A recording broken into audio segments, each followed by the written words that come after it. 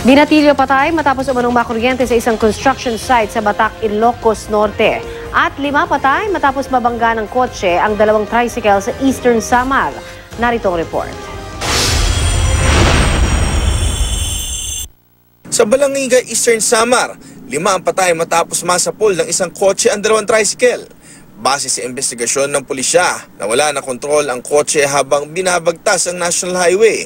Kaya't nasalpok nito ang 2 tricycle. Dead on the spot ang 4 sa mga biktima.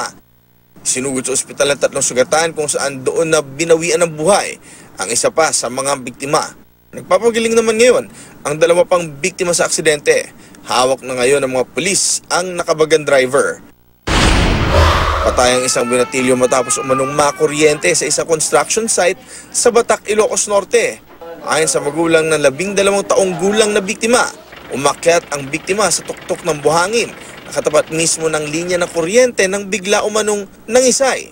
Agad siyang itinakbo sa ospital pero idineklarang dead on arrival. Pero ayon sa ospital, cardiac arrest ang ikinamatay ng biktima. Dati nang naoperahan sa puso ang biktima. Nakahanda naman daw ang may-ari ng ginagawang gas refilling station na makipag-usap sa pamilya ng biktima. Jay Sabale, GMA News.